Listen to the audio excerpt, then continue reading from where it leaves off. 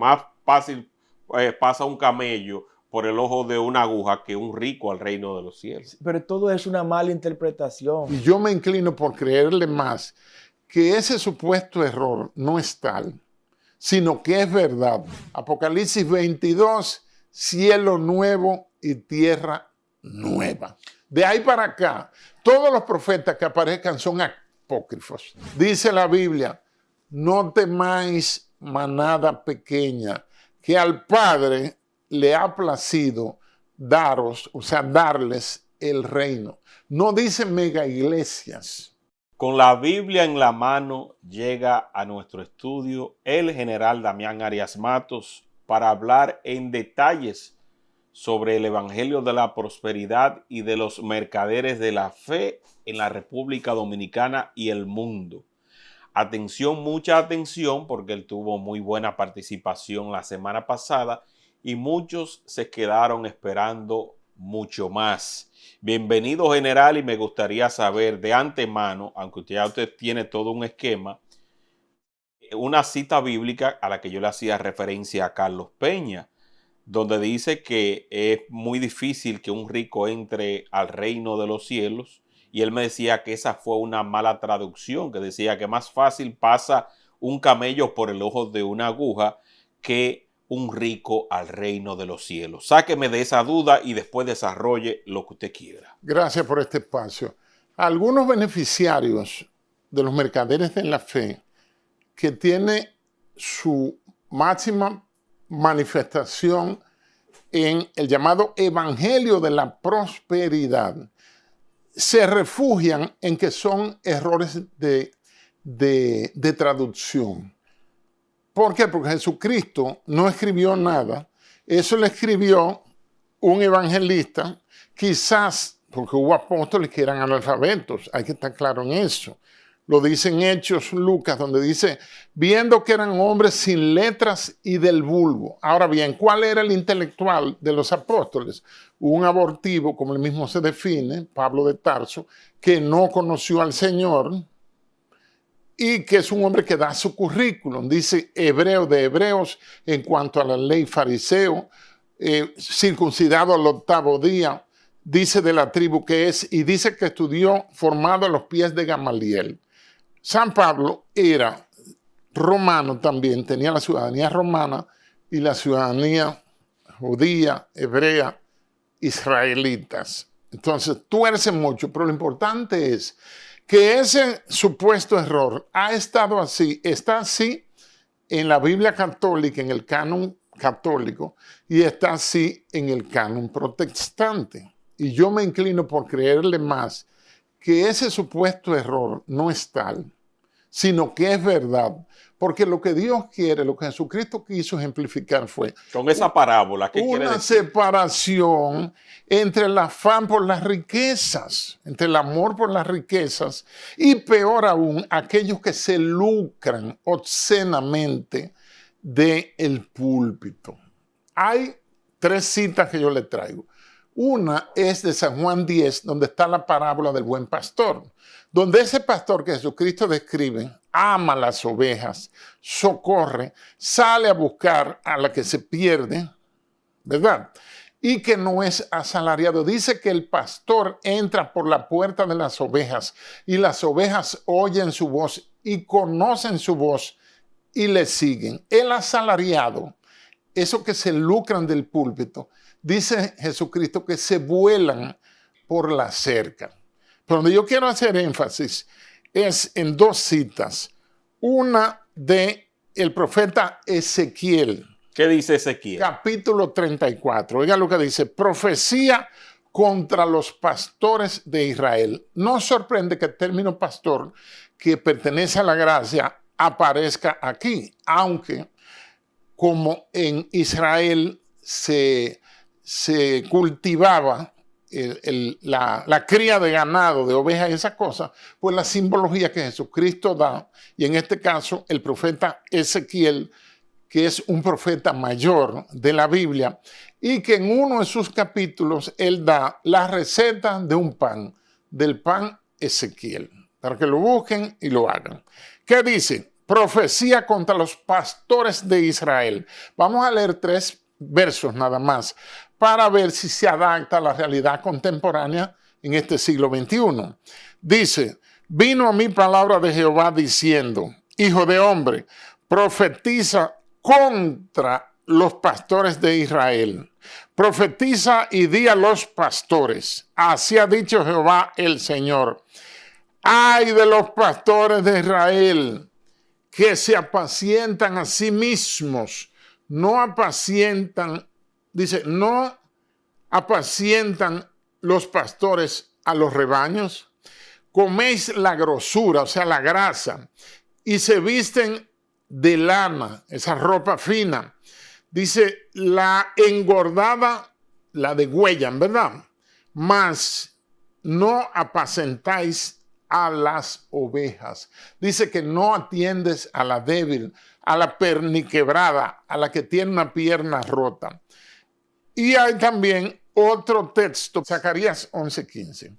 11:15. Ese es un solo texto. Podemos leer el 11. Dice aquí, y me dijo Jehová, toma aún los, dice aquí, los aperos de un pastor insensato. En este versículo se marca el inicio de la profecía de un mal líder que permite Dios en la tierra. Eso dice. Exacto, ahí se refiere, toma los aperos. Los aperos son los equipamientos, los utensilios de un pastor insensato. Señores, si tú eres pastor, el dueño de la grey, el novio de la iglesia que es la novia, el esposo, es Jesucristo. Entonces tú como pastor, en el área que esté, en la delimitación que tengas, pues debe bailar la música de Jesucristo.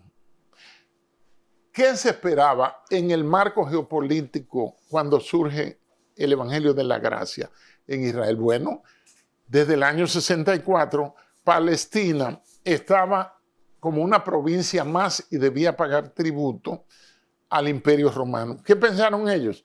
Va a venir un Mesías político, un guerrero que va a vencer y que va a derrotar al imperio.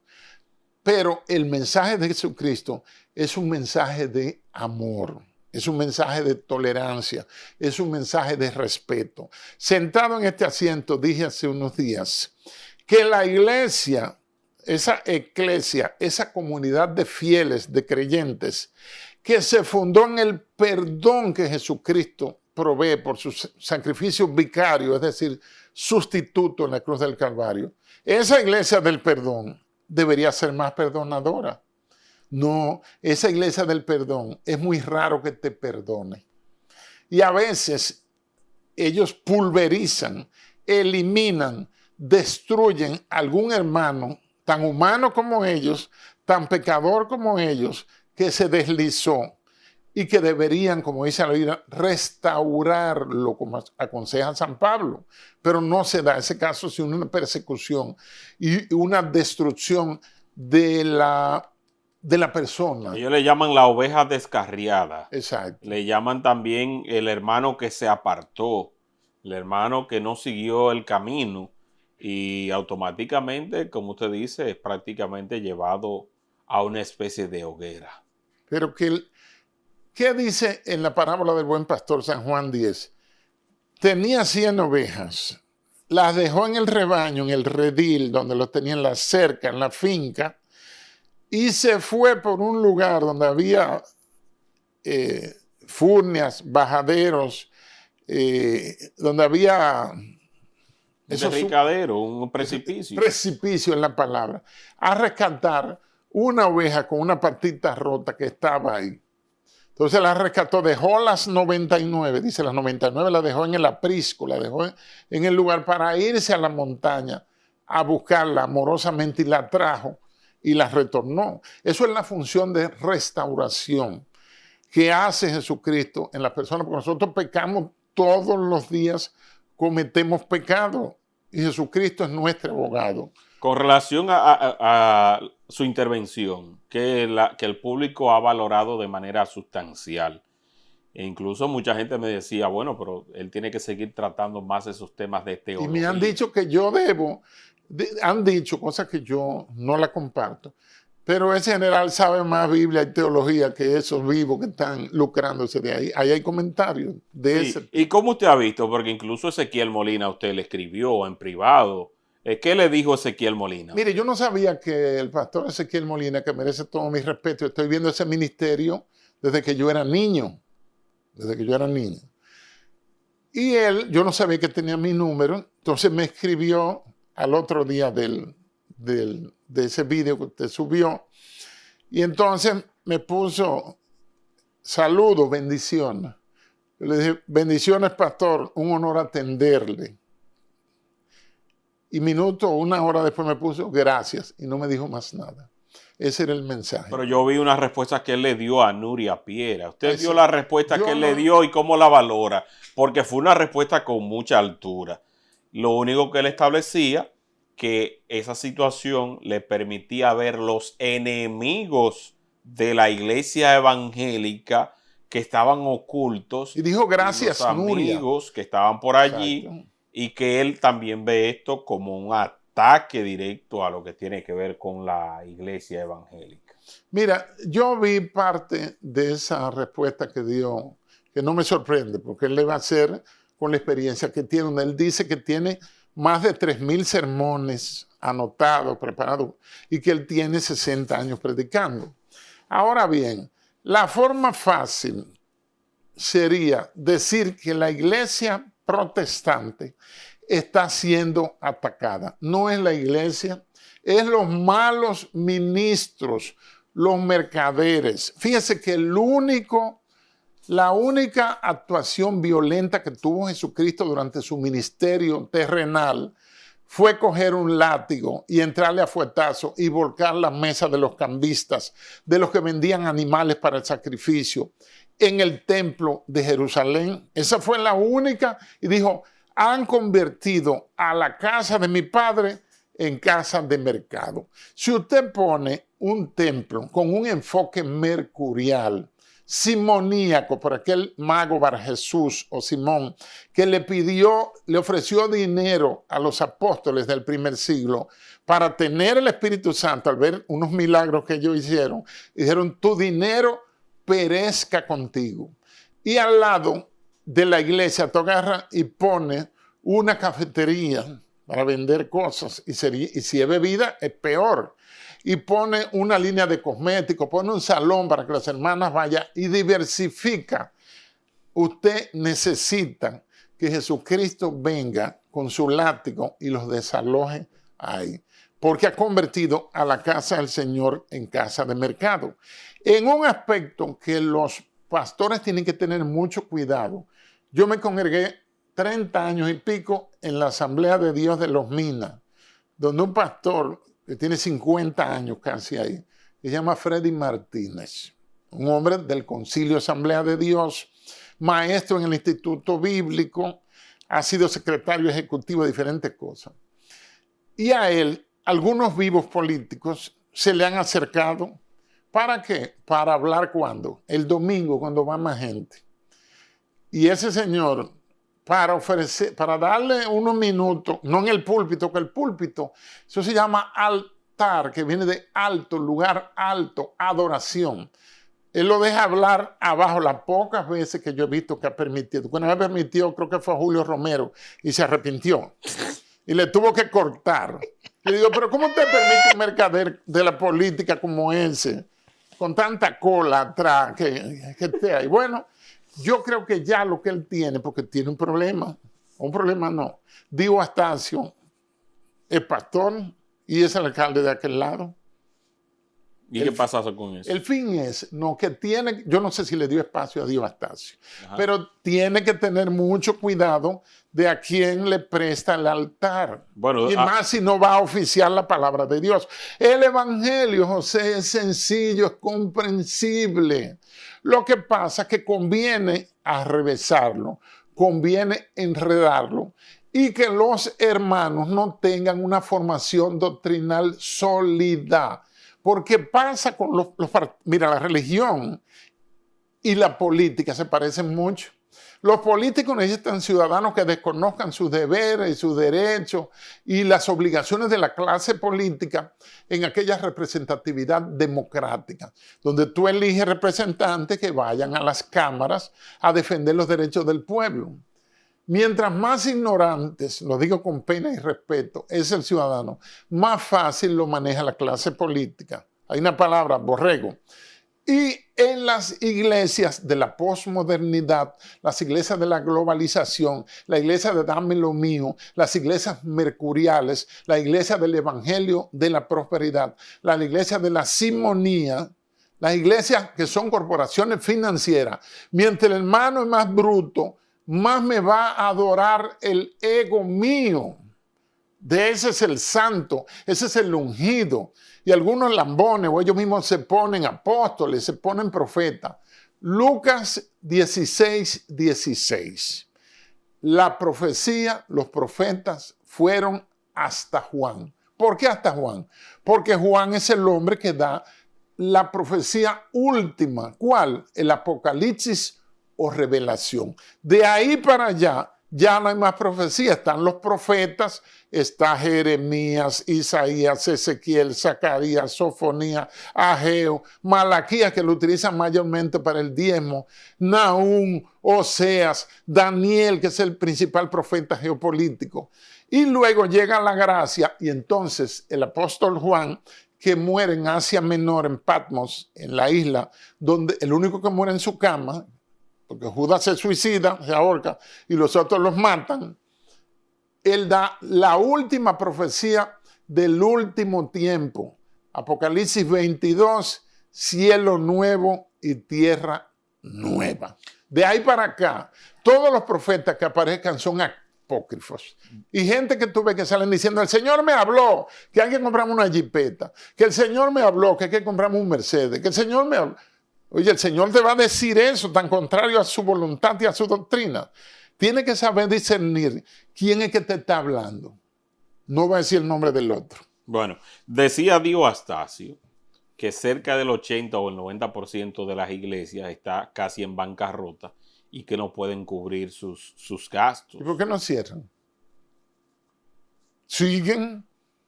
Si siguen es, porque Dios sostiene su obra.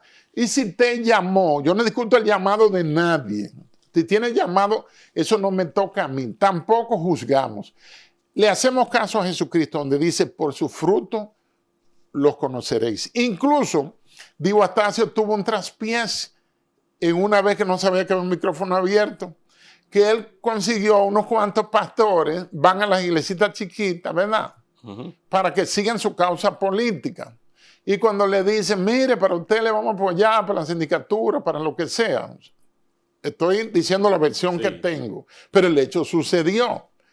Si él tiene otra versión, la versión correcta, que la dé. Óigame, y tú sabes lo que cuando le preguntan, y los otros pastores que están ahí, porque los llevó, pero está pactando, escondido para beneficio propio. ¿Tú sabes lo que él dijo? No se preocupe, esos son unos palomos, unos borregos, yo manejo eso. Y eso lo supieron los pastores que lo seguían. Señores, un pastor que se desvía para dedicarse a la política ya se está metiendo en problemas. Lo primero es que tiene que mentir. Y Jesucristo, y la Biblia dice, los mentirosos no entran. Tiene que ser hipócrita, tiene que ser engañador obligatoriamente. Y también Jesucristo dijo, no se puede servir a dos señores.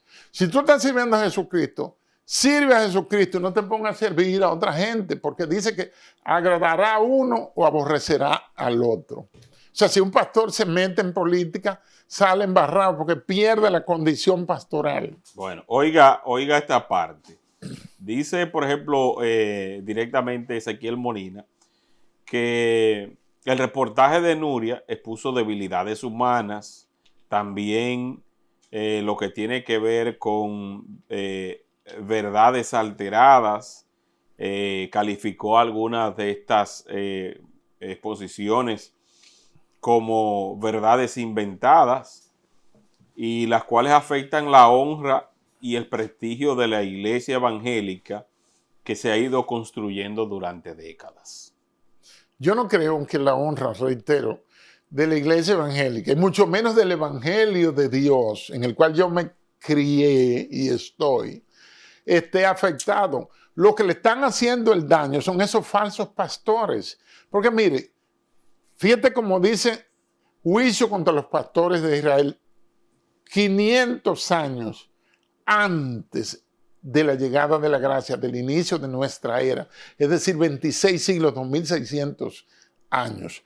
Jesucristo advirtió en Mateo 24 de que iban a venir falsos profetas, falsos cristos, falsos maestros.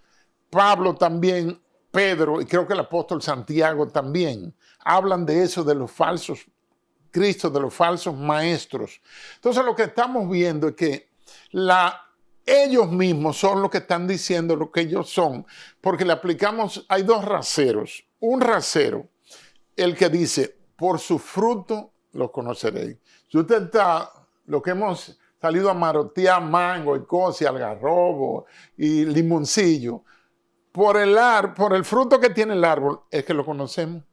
Y también por el despliegue económico que hacen. Eso es otra cosa.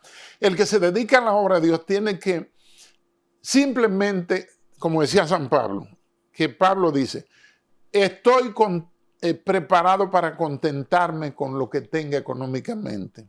Sé vivir en la abundancia y sé vivir también en las limitaciones. Un hombre que vivió, hizo cárcel por el evangelio. Pero me decía Carlos Peña aquí que Jesús no era pobre, que su Hijo papá era carpintero, que era una de las mayores profesiones y ocupaciones de aquella época, que no es únicamente como ahora, que es un pega pieza y pega palo. Sí. En muchas oportunidades, no son todo para que no se ofendan los carpinteros. Se van siempre sino de que era una profesión muy honrada y sobre todo muy remunerada.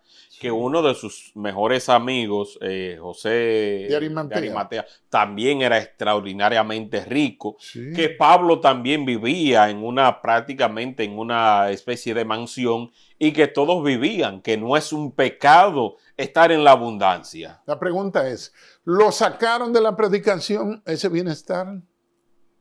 Porque según San Pablo da su currículum, se ve que no era un desbaratado. Y el hombre tenía más, en ese tiempo estaba copiado de los griegos la enseñanza peripatética, que significa que el maestro iba caminando y los alumnos le iban siguiendo. Y él tuvo nada menos que a Gamaliel, un pensador de la antigüedad, que fue su mentor, porque no había universidades todavía, sino la enseñanza peripatética. Entonces, el que usted tenga un estatus económico, porque Dios llama a cualquier nivel, a cualquier estrato económico, Dios lo llama. Pero de ahí es que la iglesia, la fe, sea tu fuente principal de ingreso, que tú puedas diversificar sin hacerle caso que Jesucristo lo sacó con un látigo del templo.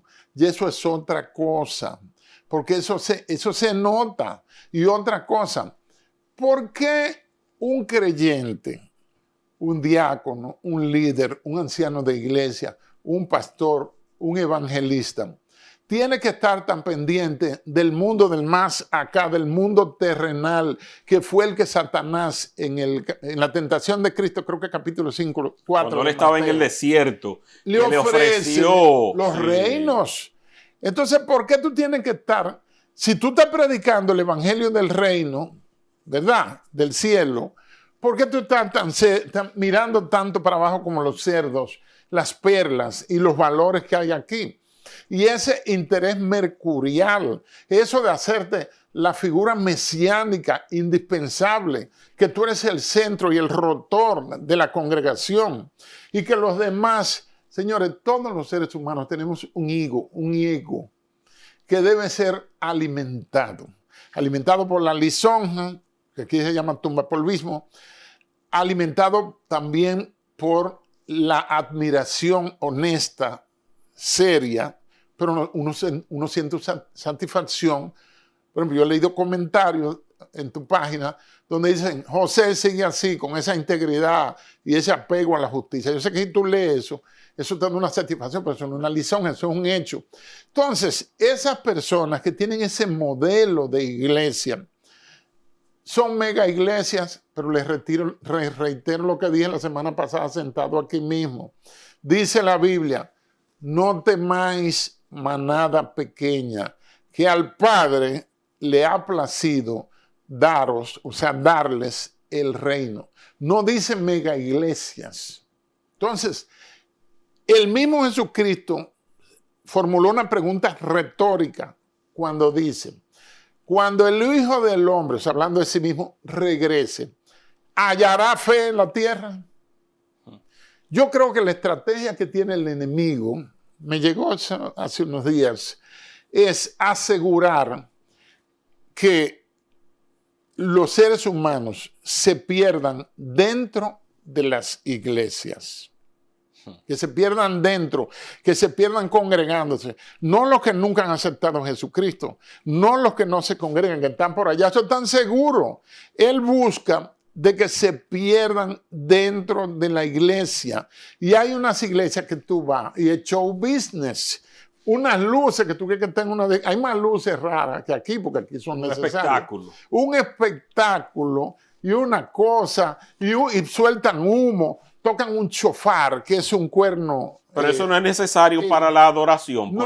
Porque búscalo en la Biblia. No, pero el rey David adoraba y danzaba para Dios. Entonces esa es una de las características principales. Cuando tú vas a adorar a Dios, tú tienes que hacerlo con grandeza. Tienes que desprenderte, que se vea, que tú vivas, que tú estás emocionado. Porque cuando a veces tú ves a alguno que es así... Entonces tú tienes que expresarlo con el cuerpo. Mira, oye una cosa, 2 ejemplos. ¡Ey! Lo sorprendí ahí. No, excelente. 2 ejemplos. El profeta Elías, el libro de, no recuerdo, el profeta Elías, creo capítulo 17, estaba en una cueva escondido porque estaban matando a todos los profetas en el reinado del rey Acaz, que tenía una mujer que era una demonia llamada Jezabel. Y él estaba escondido. Y unos cuervos le llevaban pan y carne para que no se muera de hambre y bebe agua del arroyo, le dijo Dios. ¿Qué pasa? Que vino un torbellino acabando, pero Dios no estaba en el torbellino. Después vino un estruendo tremendo, pero Dios no estaba en el estruendo. Después, en tercer lugar, llegó un silbo, que es como pitar, un pitido, una tonalidad apacible, y ahí sí estaba Dios. El que está de rodillas derramando su alma ante Dios en silencio, está adorando, y es posible que en ese momento, sin aspaviento, esté conectado con el cielo. Ahora, una cosa es el efectismo, buscar impacto. Tú no ves que predican y no se quedan en un púlpito, sino que viven moviéndose constantemente y señalan a este, qué es yo, cuándo. Y acusan, siempre con el dedito, acusando. Y Dios me dijo. Sí. El que me predicó a mí con una voceadera, dije hello, y señalando, yo me paro y me voy de ahí. No, porque eso no es. Este tiene... Lo mío, oye, yo puedo ser prieto y feo, y hasta viejo. Sí. Pero, dijiste que sí. Digo, no, me refiero. Está bien. Pero yo tengo esta cabeza bien puesta para analizar. A mí nadie me va a mover porque me esté voceando. Le digo que prédica me gustaba a mí, para que usted entienda. El estilo de Charles Stanley.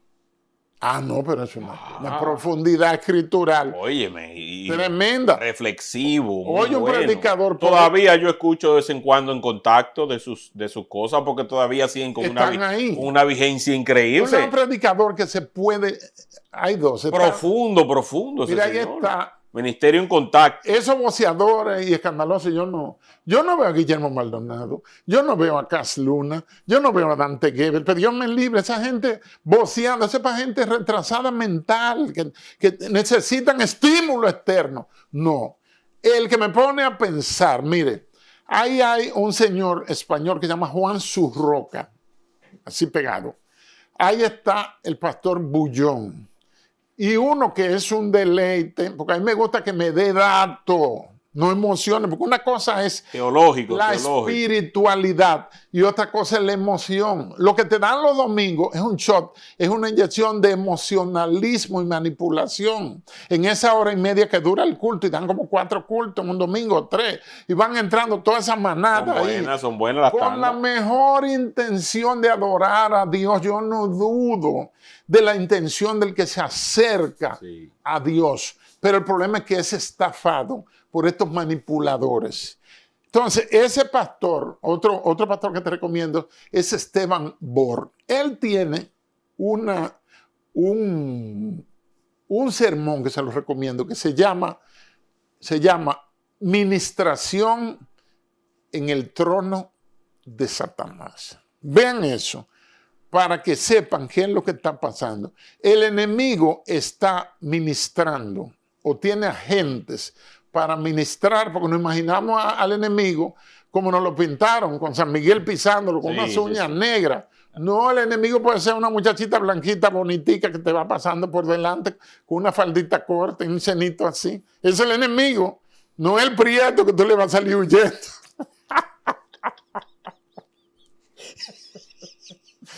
Es verdad. Ese es el verdadero demonio. Que tú lo veas atractivo, que entonces esos hermanos, con todo respeto lo digo, que van buscando adorar a Dios, van buscando que se restablezca, que se fortalezca su fe, pero lo que encuentran es una administración manipuladora, una fe de impacto que no es fe, y un mercado. Entra este grupo, donde el culto es a las 10, un culto a las 8, otro a las 10, y después a las 12 va mucha gente, y quizá en la tarde hacen otro, y cuadra la caja con el financiero. Y hacen unos seminarios en hoteles de lujo para salvar matrimonios. Tienen que pagar. Y eso cuesta un dineral. Muchos hermanos y muchas hermanas van, pero una búsqueda. Pero le va bien. Pero yo creo que es muy bueno eso. Siempre que el precio no sea tan demasiado. Sí, siempre que sea razonable. Porque reviven. A las parejas les conviene. Claro, les conviene mucho. Entonces me invitaron, que había uno en Punta Cana hace unos años. ¿Y qué pasó? Pero yo fui. Te fue a ministrar. A darle qué es ser mujer explicado por un hombre. ¿Y cómo le fue? Muy bien, es una conferencia, pero no me han vuelto a invitar. Es una conferencia que yo tengo. Es un hombre tratando de explicar la incomprensible mentalidad y racionalidad femenina. Las mujeres no se entienden ellas mismas, menos la va a entender un hombre. Sí. Pero hay que explicarle ciertas cosas. Pero no se meta ahí, que ahorita entonces después daña. Es para ayudarla. Sancocho. Es para ayudarla. Cuando a mí me invitan a un sitio, una iglesia, a dar seminario de liderazgo, ahí me preocupa ir porque yo voy gratis, yo no quiero que me paguen. No. ¿Y por qué? No, pues yo tengo un vehículo, Dios me proveyó un vehículo. No es de lujo, y tengo gasolina, yo voy y lo hago, no tiene que darme nada. Quizás le digo, dame 1,000 pesos, pues ya 2 o 3 galones de gasolina y ya. Y ya, ahí se acabó. Mire algo, Ezequiel Molina reconoció que existen personas que utilizan la fe para fines económicos, que se prestan para hacer cosas de ese tipo, pero además se venden como profetas y apóstoles para engañar a los creyentes. No obstante, aseguró que esos casos representan una minoría y que hay pastores muy buenos, dice él, que es la pura verdad. Y sacrificados. Y sacrificados. No tenemos duda en eso. Sabemos que la palabra y la opinión del pastor Ezequiel Molina es una palabra con autoridad. Mira, si hay un pastor que le luce, si él quisiera ponerse el nombre y al hijo Ezequielito también, ponerse el título de apóstol, sería Ezequiel Molina. Pero se ve que él no le interesa, él le basta con ser pastor. A ese fue el llamado que Dios hizo. Lo que pasa es que se ponen un nombre. Si tú tienes una mega iglesia y tienes varias iglesias que dependen de ti, de una vez comienzan los pastores de esas que trabajan bajo esa cobertura, ese es el término, pues comienzan a llamarlo apóstol. En la historia del Evangelio en América Latina ha pasado un detalle. Hechos 2 confirma la profecía del profeta Joel en sus capítulos 2, donde dicen, los postreros días derramaré de mi espíritu sobre toda carne, no solo sobre los judíos. Y dice que los jóvenes verán visiones y los ancianos soñarán sueños. En ese capítulo 2 del libro de Hechos está descrita el cumplimiento de la promesa. Jesucristo dijo, no salgan de Jerusalén hasta tanto no haya llegado la manifestación del Espíritu Santo. Y está la promesa que dice, pero recibiréis poder cuando haya venido sobre vosotros el Espíritu Santo, que es el Paracleto, es el Consolador, el sustituto de Jesucristo. Entonces, ese movimiento pentecostal en la República Dominicana no tiene 150 años. Primer siglo, primera de la iglesia primitiva. Y aquí los concilios más viejos, yo no sé cuál es más antiguo, si la Asamblea de Dios o la Iglesia de Dios de la Profecía, que cumplió 75 años, o sea que tiene más de 100 años. Los adventistas llegaron aquí en el 17, la fe salesiana llegaron, yo estudié con salesianos, llegaron en 1917, pero la fe adventista llegó en el 1924, que celebraron 100 años, no hace mucho. Entonces, de ahí para acá, hubo una revolución pentecostal con Billy Graham, luego en los años 80 llegó Jimmy Swaggart, Billy Graham y otros predicadores, el mismo Stanley que tú mencionaste, y alguien escribió un libro que se llama Cuidado, ahí vienen los pentecostales. Entonces, Brasil se convirtió en una fortaleza tremenda, y todavía lo es, del protestantismo del mundo pentecostal. Pero hace unos años hubo una especie de cisma no, porque cisma es división, una especie de revolución, una especie de reforma en la fe protestante, que es el grupo G12. Eso fue como en 2010, 9, pero yo fui a un encuentro, los encuentristas. ¿Y fue? Para ver, yo estaba recién separado de la madre de mis hijos y fui con mi hijo que tenía 14 para 15 años. ¿Cómo le fue? Bueno, yo me sentí que estaba en un culto y ya.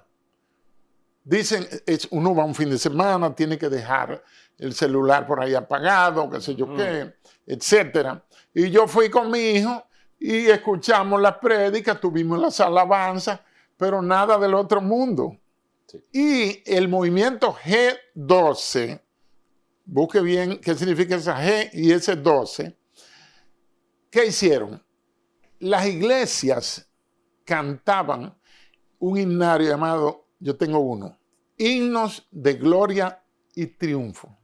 Todos esos himnos, casi 300 himnos, ese himnario fue quitado y vinieron a cantarse canciones y terminologías. Y hay compositores de música cristiana que yo no sé a quién es que se dirigen, porque como tú, si eres un adorador, tú le vas a decir a Jesucristo, espérame por la mañana que yo voy para allá y será mi primera cita. Eso se le dice a una mujer. Claro. Eso no se le dice a Jesucristo. El contenido de los textos, de la lírica, de los himnos cristianos, tiene que salir de aquí, de la palabra de Dios. Tiene que estar conforme a la sana doctrina. Lo demás es invento para crear impacto y crear efectos. Sumamente interesante todo esto que usted ha planteado. Me parece bien, me parece justo. Y había personas que se habían quedado justamente porque se diera continuidad a eso y que desconocían el nivel del manejo de la teología que usted tiene y que le han conferido. Pues, me han dicho hasta pastor. Le estoy corrigiendo que yo no soy pastor. No, usted no es pastor, usted es un estudioso, un entusiasta. Ni siquiera alemán. Un estudioso, un entusiasta y una persona y un creyente. Y yo le agradezco. Un creyente que no se deja saltar. Claro, y tiene mucho discernimiento. Gracias. Entonces, el buen amigo Ariel Lara fue el que nos hizo la conexión hace un tiempo, y yo le agradezco que vía Ariel Lara, pues entonces logremos esta empatía y estas conversaciones que al público pues le gustan, donde educamos, donde tratamos de edificar y donde tratamos de llevar un mensaje acorde con los estándares que el pueblo dominicano está pidiendo, porque ahora mismo hay mucha cháchara, hay muchas cosas que a veces la gente pues desecha. Fíjate que lo nuestro, perdón, no es impacto mediático de la noticia, sino que hemos buscado profundizar. Y eso es lo importante. Perfecto. Así es que también a los demás colegas pastores, si tienen algún tema que quieran explorar, esta plataforma está abierta. A mí me gustaría conocer más sobre el tema del anticristo. Y que vinieran aquí. Que usted me analice. La próxima tarea suya son las señales del anticristo. O sea, ¿qué podemos ver en la actualidad? ¿Cuándo podremos Yo estoy estudiando eso hace meses. Ese fenómeno. Tengo un libro por allá que voy a ver si se lo consigo para que usted pueda abundar un poco más también. ¿Cómo se llama? No recuerdo exactamente el autor, pero me han dicho que ese libro ahora mismo es muy escaso. Se lo voy a conseguir para que usted lo lea, que habla más o menos por dónde y cuáles señales estarían sobre la mesa. En el marco de la geopolítica. Porque eso marca el fin. En el marco de la geopolítica. Y se dice que estamos casi en el fin. Exacto. El poder global. Sí, por y ahí. Eso es inminente ya. Claro, claro. Y dice que se enfrentarán dos grandes potencias. Habría que ver cuáles serán esas dos grandes potencias, aunque sobre la mesa están dos que nosotros presumimos que a veces quieren pelear, pero que nunca han peleado ni se tocan uno lo ni mejor. otro. Pero vamos a ver qué hay por allí, qué señales se identifican, y el símbolo del 666, si es que está en la ropa, si es que está en el celular, si es que está en la como quisieron decir algunos, cómo se va cerrando las brechas para que nosotros dependamos cada vez menos del efectivo. Y ese es un control que evidentemente estará presente en los tiempos finales. Nadie podrá comprar ni vender. Ahora mismo usted puede tener en su cuenta de banco 100 millones de pesos, pero si de repente... Yo tengo un poquito menos. Si se apaga el internet, te quedaría en cero, porque cómo pudieras retirar ese dinero si le cierran la sucursal también. Exacto. Por eso muchos se han preparado y tienen un bultico con una cantidad importante en su casa para manejar efectivo, porque hay un grupo que teme que hay un apagón digital y que eso pueda provocar una estampida en cualquier momento, y que esa sea la época del rapto, donde entonces tendremos que ajustarnos a lo que digan, si es que es la inteligencia artificial lo que va a marcar la pauta, porque antes se veía muy lejos que pudiéramos conversar directamente con alguien que nos dé respuesta a nuestras dudas existenciales. Y si usted se pone a profundizar con la inteligencia artificial, puede que quede hasta trastornado, porque son tantas las cosas que te puede responder que si tú no estás muy bien de la cabeza, puedes terminar hasta loco. Hasta loco. Entonces yo creo que son muchas las cosas que hay sobre la mesa que generan mucha confusión, y sobre todo el tema económico, porque tendrá que tener un componente económico y de dependencia para que llegue el momento exacto. Se habla de un gran líder que en un momento dado... la introducción. Sí, de un gran líder que va en un momento de tensión en el mundo, va a ser una figura clave para apaciguar, para tranquilizar, paz y seguridad. Pero que después va a tomar el trono y va a barrer con todo, y el que no se le arrodille, se jodió. Eso está descrito en la Biblia. Entonces, vamos a hablar de eso, y me gustaría en una tercera entrega, para que, mucha atención, porque esto se va a poner súper interesante, que usted me analice el fenómeno de Nostradamus, lo que pegó y lo que no pegó, las veces que él acertó y lo que no en esas cuartetas, y por qué una planta televisora aquí en la República Dominicana cada cierto tiempo lo ponía como Colorvisión para atemorizar a todo el mundo en épocas clave, porque cada vez que tú venías que salía ese especial de Nostradamus, uno se asustaba. Eso se llama programación predictiva. Sí. Hay Nostradamus famosísimo, pero hay uno más reciente de los años 50, que Sí. Enrique Solari Paravicini, Sí. el argentino, con unas psicografías que son unos dibujos proféticos que él hacía. Y ese hombre ha pegado, que eso ni se diga. Paravicini. Vamos a estudiar esos fenómenos. Exacto. Vamos a estudiarlos. Así que queda pendiente Nostradamus y el Anticristo. Exacto. El anticristo primero. Así es. Así que, general, colocamos Gracias. este contenido compartido al público que se suscriba directamente al canal del general Arias Matos. Lo estamos llegando casi a 30,000. No, subieron, ya tengo 32,000 y algo. Ah, pues va bien. De la última entrevista subieron 1,900 y pico. ¿Y el dinero ya le está llegando? ¿Todavía no lo está monetizando?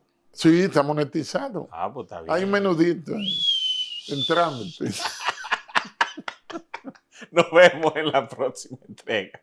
Bye, bye.